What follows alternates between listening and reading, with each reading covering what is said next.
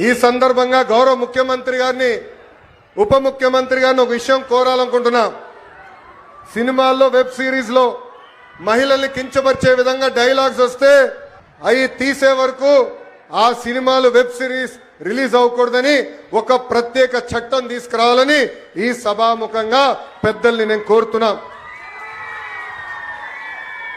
మహిళా భద్రత గురించి అందరూ మాట్లాడతారు, అనేక చట్టాలు తీసుకురావాలంటారు. కానీ మహిళలకి భద్రత ఉండాలంటే మహిళల్ని గౌరవించాలనేది మన ఇంటి నుంచే మొదలవ్వాలని నేను బలంగా నమ్ముతాను.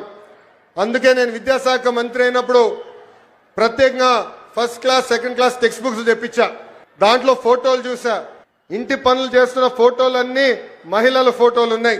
ఏకంగా అది నేను మార్చాను. ఇప్పుడు 50% ఫోటోలు మగవాళ్ళు ఇంటి పనులు చేసే ఫోటోలున్నాయి, 50% ఫోటోలు ఆడవాళ్ళు ఇంటి పనులు చేసే ఫోటోలున్నాయి. అంటే మార్పు అనేది ఇంటి నుంచే మొదలవ్వాలని బలంగా నమ్మే వ్యక్తి మీ లోకేష్.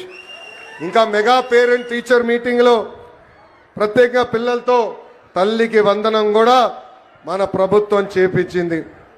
ఇప్పుడు స్త్రీ శక్తి పథకం ద్వారా ఉచితంగా బస్ ప్రయాణం కూడా మన ప్రభుత్వం ప్రారంభిస్తుంది. ఈ పథకం మహిళలకు మరింత శక్తి సమకూరుస్తుంది.